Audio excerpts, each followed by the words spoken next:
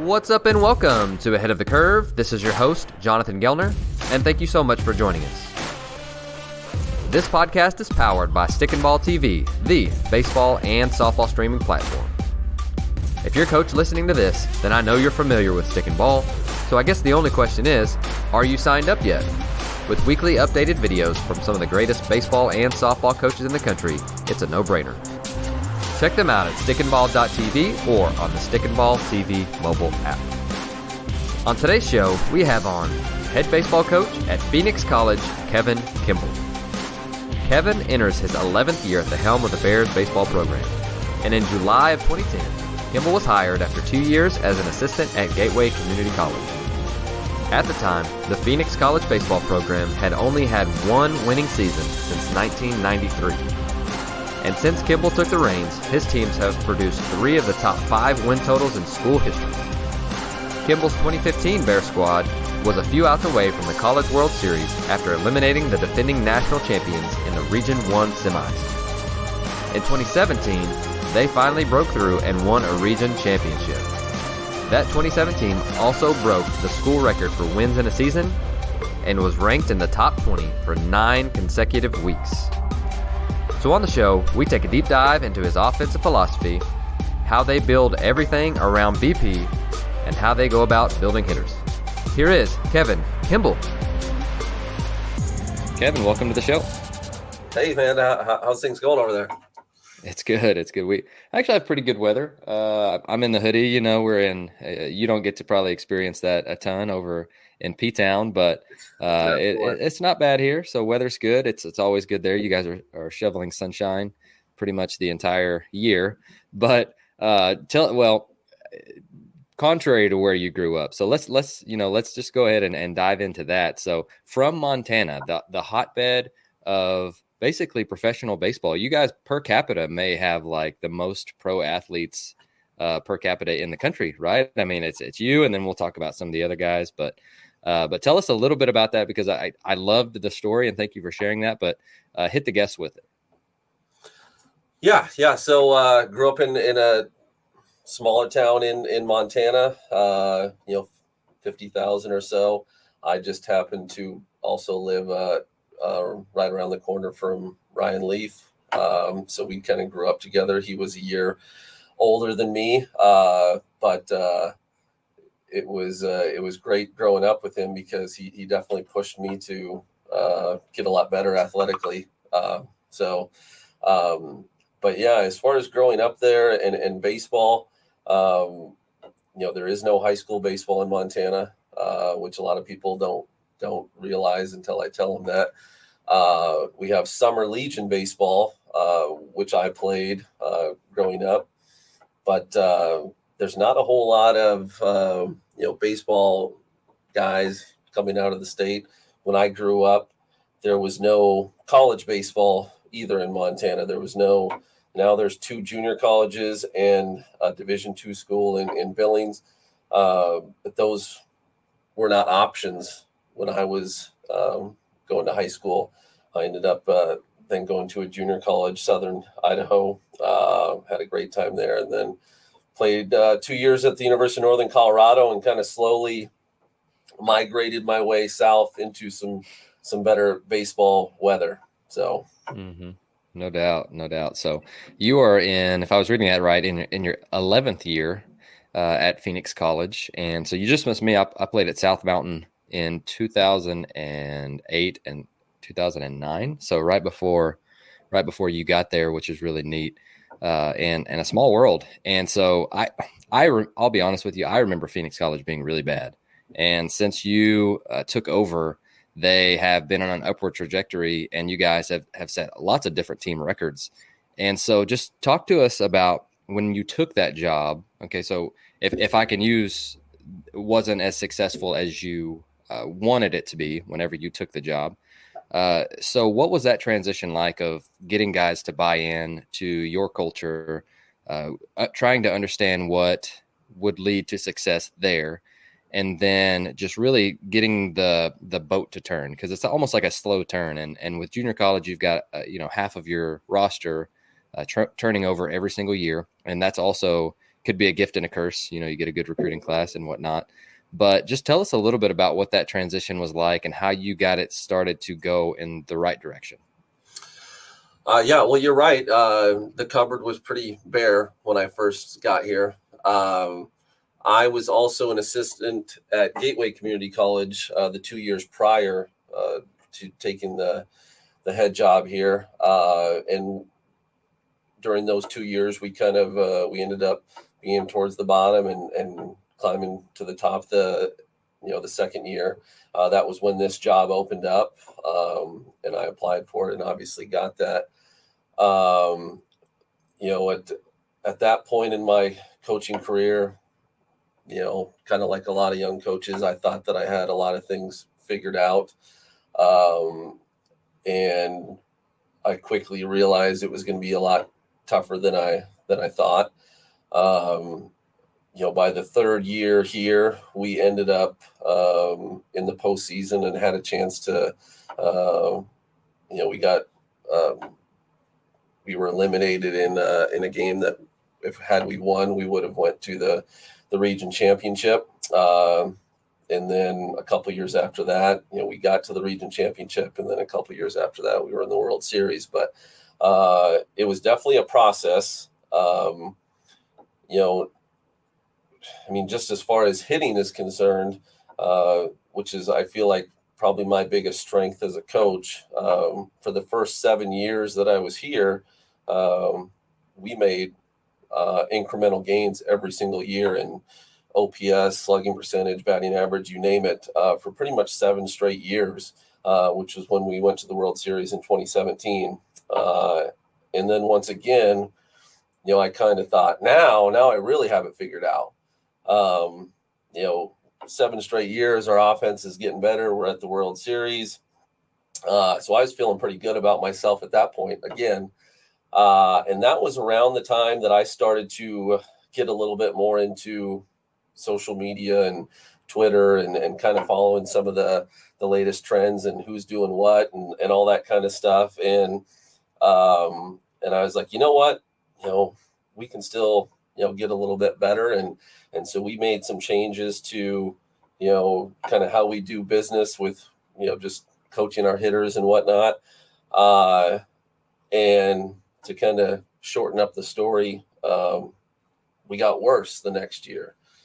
And I justified it as, shoot, we can't just keep getting better every single year. Eventually that's got to kind of, come back down to earth. We had just went to the World Series and lost quite a few guys off our roster. So again, I was like, you know what happened? Next year happened again. We even worse offensive numbers. So at that point, I was like, you know what? I kind of drank the Kool-Aid a little bit and we got worse. Maybe let's go back to some of the things that I know works. Because for those couple years, we started to, emphasize pulling the baseball more, pulling the baseball in the air and, doing damage, all that kind of stuff, which is good and all. But the things that we did at practice as far as, just BP and all those types of things, I went back to because I know they work. And it's then the following year, we started to get better again. And that was when the pandemic hit and, the season was cut short. And then the following year, we went back to the World Series again. So it's one of those things as a coach, probably, it's something that every coach should probably go through is a little bit of a struggle and start to understand, the things that, help your teams be successful. And we went back to those things and we're better off for it. So in a way, I'm kind of glad that we went through it. Humbled me a little bit, which is always a good thing too. But those 2 years, 2018 and 2019 were the years that I probably that I learned the most about myself as a coach, not just hitting, but just overall kind of handling a team. But I'm a better coach now for it. It just was a couple kind of rough years, but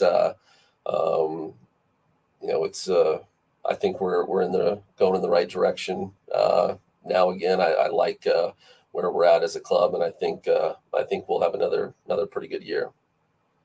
I love hearing that. And so I think, obviously, if you're telling us that stuff, you're a very self-reflective person, and I think we could all benefit from being more that way.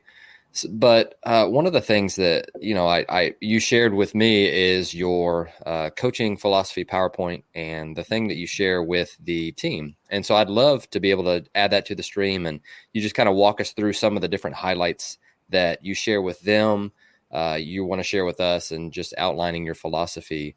And so I'll add that to the stream right now, and you're going to talk about different BP rounds. So I'd love to hear more about that. Yeah. So first off, this kind of came about as a result of the pandemic, and I was kind of sitting around my house and thinking, I don't want to waste this time. We weren't, our season was basically done for. I wasn't really quite sure what summer or even the following fall was going to look like. So I started kind of putting some things together. And the main reason I started putting it together was just in case that, when we got to fall baseball, maybe there was a chance that I wasn't going to be able to be, as hands-on as I'd like to be, or maybe we weren't going to have any fall practices at all, which is what it ended up being.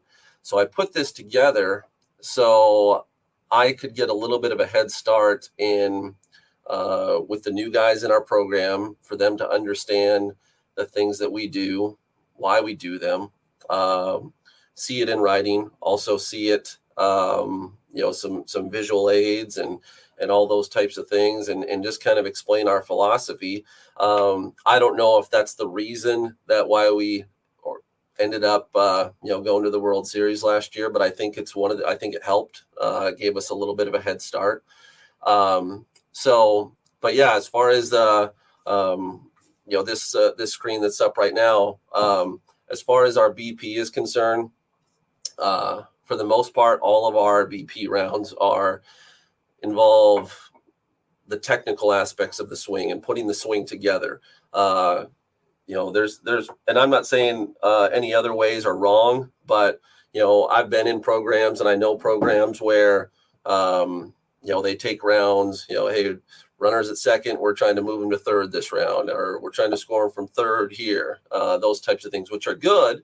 But if your swing sucks, I guess, it's going to be tougher to execute those rounds. Sure. So we're trying to put the swing together. So, as far as these 10 BP rounds, one of the first ones that we work on fairly often, putting the barrel on the inside half of the baseball. To me, I always tell our players, if there's one thing that you take from playing here for a couple of years, it's that right there, as far as what you're trying to do with the baseball. To go back to around the time of the pandemic, right before that hit, we were actually playing a team that was going to be in the World Baseball Classic, Team Brazil. They were on our schedule. Barry Larkin was actually the head coach of that team, and Steve Finley was an assistant. Troy Hawkins was an assistant. So I knew that during BP, I wasn't going to waste this opportunity to talk to Barry Larkin about hitting. So I went over to their dugout and started talking about a few things. And we essentially got on to the topic of staying inside the baseball. And he asked me, he goes, what do you think what does that mean to you? Because that term means different things to everyone. Obviously, your hands are inside the baseball on every swing. But there's multiple ways to look at it. One is, which is what he said. He goes, if I just think about putting my barrel on the inside half of the baseball, that's really the main cue that I think about, which stuck with me, obviously, because, Barry Larkin could hit a little bit. But it also can mean, keeping your hands going in a straight line towards the pitcher. It can also mean keeping your barrel inside your hands as you approach the pitch. So there's multiple meanings, and one of those cues might work better for a player than something else. So my job is to find out which cue works for which guy, and whatever cue works for them, that means inside the baseball for you. Okay. But as a program, that's definitely one of the things we put an emphasis on. The second one on there, first hop in the infield dirt. This is one of the rounds that we used to do on a regular basis until 2018 and 2019. We did away with this because I got infatuated with hitting balls in the air, and we ended up with long and loopy swings. But I stole this round from I don't remember where I read it or saw it, but it was from Mike Schmidt. And Mike Schmidt has 500 plus home runs. But he used to say that whenever his swing kind of felt a little bit long, that in BP, he would try to hit line drives where the first hop happened in the infield dirt area. That's where he wanted the first bounce to be. And that was a round that we started to go back the last couple of years. This is the type of round for a guy that, maybe had his attack angles a little bit too much of an uppercut type swing, a guy that doesn't stay through the ball well enough. Once he makes contact, it's up and off the baseball, and he's hitting a lot of topspin ground balls, those types of things, or even topspin line drives. So it's a very simple round. It's an external goal, and it helps with those couple things as far as, like I said, flattening out the swing a little bit for guys that are a little bit too getting the ball a little bit too much in the air. And in my personal opinion, I feel like in practice, you should be working slightly lower than you would in a game. And by that, I mean the trajectory off the bat. In a game, obviously, you're facing pitchers with a little bit more velo. So the ball is going to maybe make contact. There's not going to be as much drop to the ball. So the ball is going to make higher contact a little bit as far as on the barrel. So you're going to naturally, hit a few more balls higher up on the barrel, I guess. But I always tell our hitters to work slightly lower in practice than you would in the game. As far as the third round on there, 2 strikes. We do a 2-strike round literally every day, even on game days. And we do it because 50% of your at-bats are going to get to 2 strikes. And if that's the case, if you have 4 plate appearances and in 2 of them you're hitting with 2 strikes on average, why don't you work on it very often? So we have a certain approach. I'm probably not going to get into our personal approach as far as our philosophy, but I will say this as far as a 2-strike round. It accomplishes a few different things. Number one, it gets you work on, hitting random pitches, because we don't just throw fastballs and it's not just breaking balls. The hitter does not know what's coming during that round. So we're hitting. It also helps to have a good BP guy or guys. I throw pretty good BP. We have another assistant that's a left-hander. So it's perfect. We get both sides of it. Both of us are able to mix in random pitches. So you're facing random pitches, which there's a lot of guys that look really good in when it's 50 miles an hour right down the middle all the time. But once you start changing speeds and the ball's moving, a little all over the place, that changes things. So that's the other reason we work on that round every single day. And I guess the third reason is our guys are now confident to hit with 2 strikes in games, because we do it all the time. That it's a very normally uncomfortable situation that they're more comfortable in now, because we work on it all the time. Preparation, leads to confidence, and we led our conference in the least amount of strikeouts last year offensively, which it's not like that's everything about hitting, but it helps. We played a conference doubleheader last year. We were forced to play a lot of doubleheaders, but we played a conference doubleheader last year. And in the first game, we didn't strike out one time. In the second game, we struck out once. So our guys put the barrel on a lot of balls, and it's not like we just say we're just trying to put the ball in play. That's not us. We led the conference in OPS too, so we can slug it around a little bit. As far as the fourth one on there, no stride, and keep your back heel in the ground. This is one of the first things that I look at in a hitter is what does their back foot do? If your back foot, when you finish your swing, if your heel ends up kind of pointed towards the catcher or kind of flopped around towards the plate, it's usually telling me a couple different things. One, it's telling me you're not decelerating very well. Number two, it's usually what that tells me is your back foot is moving independent of your hips. You want your hips to turn your back foot. So if the back foot ends up spinning and does that, that's like I said, that's one of the first things I look at in a hitter. So this drill helps out with that. It helps out as far as the sequencing of things, because it should be, proximal to distal, meaning your hips turn your back foot, your hips move your hands. The hands don't initiate movement, they get moved. Same thing with the back foot. It doesn't initiate movement, it gets moved.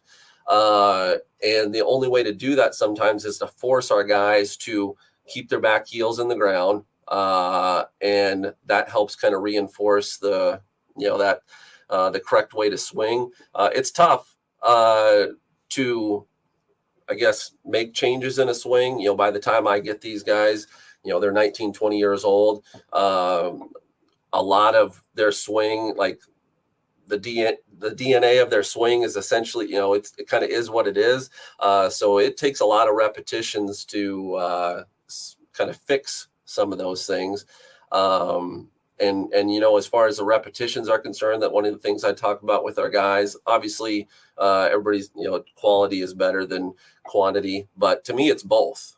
To me, you have to have a lot of quality repetitions.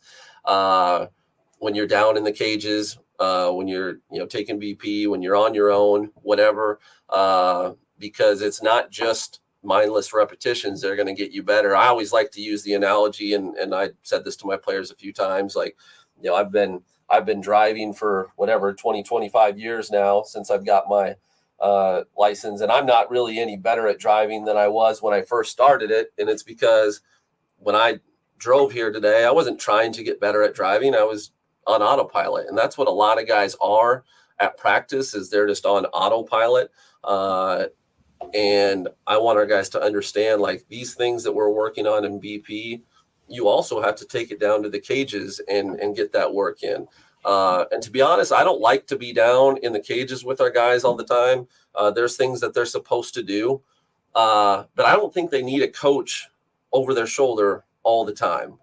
I think guys need to feel like they have the freedom to experiment and also have some fun at practice as well. There's certain things that I want to get done, but over the years, I've found myself coaching less, and we're accomplishing more. A couple weeks ago, we were taking BP on the field. In one of these rounds, we were trying to, I can't remember what we were doing, but the first two swings, I was just like, man, those were not good. And the old me, probably 5 or 6 years ago, would have stepped in right then and said, hey, you're not doing this, or you need to do this. But I decided not to say anything, and that kid fixed it the next swing. And which is the best thing ever, because now that kid, he did it on his own. I didn't say anything. And now he's learning. He's learning more than me just having to feed him information. And, like I always tell our guys, you're going to be your own best hitting coach. So that was great to see. And I was glad that I didn't step in and say something. So, but anyway, to kind of get back on track here, so to speak. As far as, let's Yeah, go ahead. One of the things that that I want to discuss with you too is the mentality behind it, and I really like your BP rounds, and I think most of the other ones that I've seen that I'm looking at are pretty self-explanatory, and I think they're really well thought out. But when we're talking about making these changes, and you're talking about player evaluation, one of the first things that you put in your PowerPoint, which I agree with, is you're talking about the mentality behind it. And so, is that one of the first things that you, when they get to campus, one of the first things that you discuss with them? So I think that you mentioned you put it in a sequential order of, and it could go either way. But is mentality and focus and deliberate practice and all of those things that you've even hit on a little bit, is that really the first step that you go through, or do you have a different process? Yeah, for the most part. I mean, the very first day that we get together as a team, we spent the first day probably 30, 45 minutes, me kind of talking about expectations and standards of the program and kind of our approach to the game.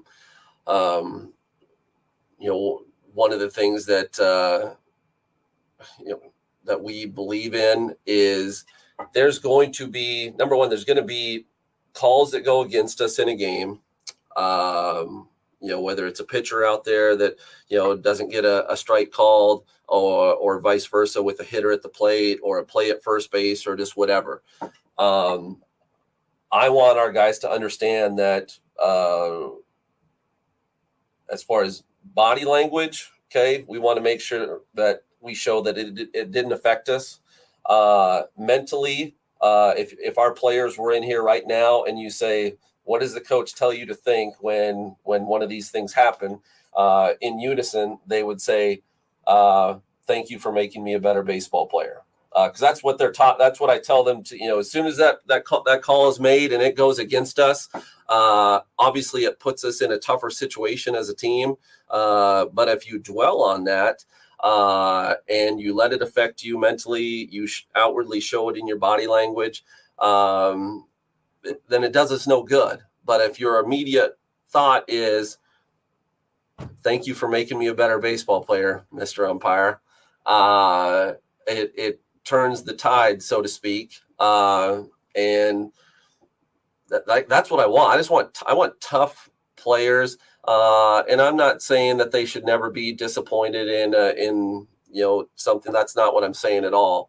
But I just want guys that literally nothing affects them. Every single day we start out the day in a classroom and we do 5 minutes of visualization every single day. And it's not just sit there and daydream about how good you can be as a player. Mm-hmm. We talk about number one, why it's good for you. Number two, we talk about, kind of how to, how to view things, what you should be doing during that visualization time. But I think it's really important, and I don't think enough kids would necessarily do it on their own. So we, in a sense, kind of force them to do it. Early in the fall here in Arizona, obviously out on the field, it's like 105, 110 degrees. So we don't do that outside. I don't want our guys just laying out in the grass for 5 minutes and thinking about how hot it is. So we do that inside. And we also spend classroom time inside talking about, some of the stuff that we just mentioned. If we have a scrimmage or a game, usually the next day we're back in talking through some situations to make sure guys understand, like, this is what should have happened, or, we did great here, and, so on and so forth. But shoot, there's days sometimes we spend the first 30, 40 minutes of practice inside, just talking through things, guys asking questions, and we encourage them to ask questions, even if it's somehow some, constructive criticism for me or the coaching staff. I ask our players to get better. I want them to help me get better. So if there's things that they see that we can get better at, I want to know. and I encourage them to ask questions on why we made certain decisions. One of our catchers the other day, we made a first and third call on defense a certain way, and he came up to me afterwards like, "Hey, why did you put this certain play on?" And I answered the question, but it was good that he was paying attention and wanted to know those things and kind of see the game through the eyes of a coach. But I just think those things are really important and overlooked. I don't think enough time is really spent on that side of the game. And, I want our guys to be confident, but I also want them to be brutally honest with themselves as far as what their weaknesses are, things they can improve on. So to me, that's what mental toughness is being brutally honest with yourself as far as your weaknesses, but also not letting that necessarily affect or erode your confidence as a player. And once you kind of get to that point, that's the first hurdle. Kind of the next hurdle is, like, how good do you want to be? Do you want to be great? Because greatness is a choice. And greatness can be lonely sometimes because it requires more effort than just the average baseball player. And that means sometimes being the first guy to practice, sometimes the last guy to leave. And then on top of that, not just being that guy, but hopefully bringing some of those other guys along with you. So you're not just kind of doing that on your own. But there's a lot of guys that want to be great. And then when they realize, when it comes to time to do the stuff that's required to be great, they don't want to be great anymore. They're okay with good enough. And that's something we talk about often in our program is good enough is the enemy of great. If you just want to be good enough, then this isn't the program for you. We're trying to be the best. We're trying to win a bunch of games and develop players in the process. But like I said, there's a price to pay with greatness, and sometimes it means less time playing video games, less time with friends and family. But is what it is. No doubt. And, one of the things that I think that you've hit on a couple of times, which I think is really interesting too, and an approach that I think we can all do a better job of is helping guys, especially with their swing. Okay, you're never going to have a perfect swing. And I mean, I've never, and maybe I'm just a terrible coach, I have no idea, but I've never run into a guy that I have made his swing gone from terrible to like elite, right? I didn't do that. Maybe we've given them tools to be able to work on, but a lot of it is self-awareness. A lot of it has to do on their own. I mean, we're so limited with time, and especially you get them for, a fall and a spring and they might be gone. And so just understanding where they're at, what their goals are, how great they want to be, because, you have several different guys who you'll have, you may have a guy for 3 years, and you have a lot more evolution that you can go through with that guy. But ideally you want them for a year, and then you guys are winning and you're going on to bigger and better things. But just understanding, okay, here's how your swing works, and here's how we can be successful within that. Because if you put all big league guys next to each other, all elite guys, they're all going to have differences. And whose swing is the best? Whoever is just the most effective for the longest period of time, right? And then understanding what they're doing within that. So can we get better? Absolutely. But I love the approach that you're also taking of, hey, let's understand what we already do well, hunting pitches in those zones, and, making sure that we're staying true to who we are, while also, continuing to hone our weaknesses and understanding what they are. Because I think that in the past I've gotten lost in the search for the perfect swing. And now I'm to the point now where I'm trying to understand how much time I actually have with, X player, how good they want to be. And then we can come up with a plan to be able to maximize whatever that is in the time period that we have. And I feel really comfortable with that, because I used to beat my head just against the wall all the time, trying to get guys to fix their swing. And, sometimes I look back going, man, maybe maybe they didn't want it as bad as I did, and I was not wasting all of that time, because I want to coach well, but I was taking the wrong approach with it, if that all makes sense. I don't know if you've ever had that transition too, but it's freed me up to be able to go, hey, I'm not saying you're wrong. I'm saying here's what you do well, and then let's develop a plan around that, if that makes sense. Yeah, no, I mean, that makes a ton of sense to me, and that's hitting is definitely not. There's nothing cookie cutter about it. There's guys that are successful doing lots of different things. And one of the things I put in that PowerPoint was, I explained to our players, there's something that's in here that I say that you should do, that you'll or shouldn't do, that you'll be able to turn on a major league game tonight, and you'll see him do the opposite. And he's making millions of dollars, and I'm telling my guys, don't do this or whatever. There's always going to be exceptions to the rule. So in this day and age you can essentially you can find out a lot about hitting if you know who to follow on social media and all those types of things. And that's one of the, I guess, the jobs that I've kind of taken for our players, is try to help them find out or navigate that somewhat, and find out this is what's good, this is what's not, type thing. My players probably get tired of me sending them, video clips and things from Twitter. We have our team messaging app that we use, Slack, and I'm always sending stuff on there. Like, I really like this, or I send it to specific players, because something I tell one of my players, at practice, I may not want the guy standing 5 feet from him to hear that at all, because it will mess up his swing, but it's going to help the other guy's swing. And that's what's tricky about hitting, is I don't have a lot of time to work individually with these players like they can do. They can go to a hitting instructor and do those types of things and work. They can work individually with guys. I don't have that kind of time. Exactly. So a lot of the hitting instruction I do is as a team and very broad. But then I also have to find ways to make connections with each of those players individually, and kind of say, we're doing this round today essentially for you, type thing, or, so on and so forth. But that's the toughest part about hitting is that kind of stuff, and knowing what's out there in the social media and what they're seeing, and trying to. They're inundated. Yeah, it is. I mean, there's so much information.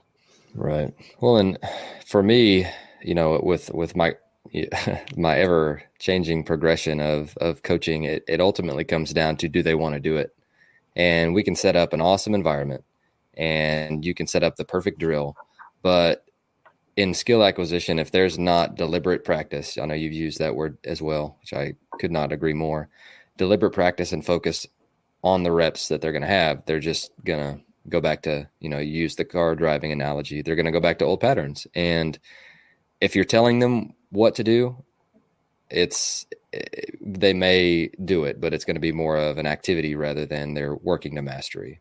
And so I just really encourage, and it's not easy, like taking a step back, you mentioned it, it's not easy to do, because I feel like if guys would work really hard and listen to what we say, we have a lot of good information, then they're going to get better. But then we have the human element, which, 50% of the time they're tuning us out anyways as coaches, or 40%, I think is the thing. So anyways, long story short, I want to discuss like what you guys are doing for swing decisions. I know that's kind of a fad now, but I truly think that it's like one of the most important things. And it's silly because 10 years ago, they're like, yeah, swing at strikes. Like, yeah. And so we've kind of evolved back to, okay, these guys are absolutely filthy. We want to try and land on pitches in the middle of the zone. And you guys have had a really successful walk to strikeout ratio. You talked about your 2-strike approach a little bit, or you hinted at it. But how, like, do you think that 2-strike rounds and you guys doing that, and then really just hammering it home on, hey, we want to make good decisions, is that the most simple way to do it? Because, you see guys tracking it. We don't have TrackMan. we don't have a ton of resources and I don't want to sit behind and give, during practice anyways, and just tally everything. And so just trying to figure out ways to be able to give them instant feedback, I think is always a good thing. And so I would love to hear just your thoughts on how could we do better at training that skill, because you guys have really been successful at it. Yeah. To me, I guess the place to start is to make sure that they're on time first, because when you're on time, generally your eyes are going to see what they need to see and track pitches better. So in order to be on time, you have to have a consistent time that you're starting, meaning everything for us is, work off of handbrake from the pitcher. And if we are slightly, if we're a little bit late, then we start slightly before handbrake. If we're a little bit early, then we start, a little bit after handbrake type thing. But everything should work off of handbrake first. Once you've got the timing part down, then it makes things a lot easier. I always tell our guys when we get to 2 strikes that we want to be able to make our decision, a tad later, meaning so then for the most part, we're trying to start a tad after handbrake when we're in a 2-strike count. Not every time. There's little adjustments and things that we can make as far as that process is concerned. But so like I said, number one, it's work off of handbrake. Number two, I think just again taking around on a regular basis where you're not knowing what's coming is highly beneficial to tracking pitches and all those types of things. So part of having a good team, to be honest, is how good is your BP guy? I feel like we have a couple really good ones, and that helps. We don't really use machines at all. Not to say that teams that do or whatever are wrong, but we don't like crank up the velocity to like 90 miles an hour and take BP all the time. We've done it occasionally, but I don't think we've done it more than once or twice in the last couple of years. The way we do work on velo, and I don't even remember how you pronounce his name, the guy that used to be the hitting coach for the Cubs, John Malley. I remember I reading something once where they did kind of a velo BP where he was basically throwing from a seated position behind an L screen, like 22 feet from the plate. And that short overhand toss is like 35 miles an hour, which equates to, as far as just reaction time, upper 80s. And obviously if you throw it harder than 35, it equates to a little bit, faster than that. My preference is to do things like that because for a couple of reasons. One, it doesn't like blow up guys' bats and they get jammed off a machine throwing 90 and it's like it's no fun. And again, not to say that that's wrong or whatever.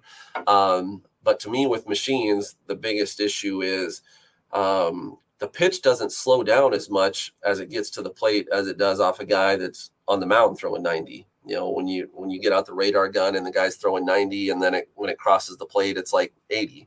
Well, a machine kind of stays pretty much that speed the whole way. And so the time, and like I said, the timing aspect to me, it just messes up a lot of hitters. And then again, there's no arm motion to work off of timing of handbrake. And to me, like I said, that's paramount is how do you know what adjustment to make if you're late? The only adjustment you have to make an adjustment off of your timing. Like when are you getting started and when are you starting that initial move of getting some rhythm into your swing. So that's the biggest points for me are that we definitely encourage also our guys to get on,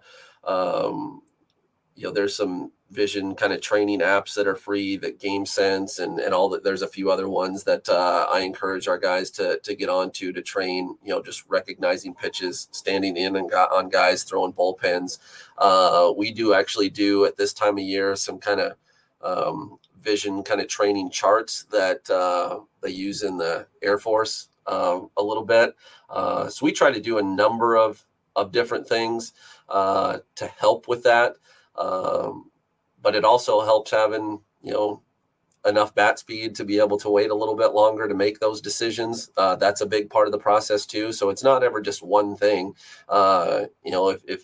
If you've got the best bat speed on the team and the best rotational acceleration, as far as dealing with blast sensor, which we use, your time to contact is going to be a lot less than somebody else's, and that gives you more time to make those decisions. So, that's to me, they kind of go hand in hand. Thank you for listening to Ahead of the Curve. If you enjoyed the show, please consider leaving us a rating or review wherever you are listening. I also wanted to remind you that you can find the video portion at the AOTC channel on stickandball.tv. Have a great week.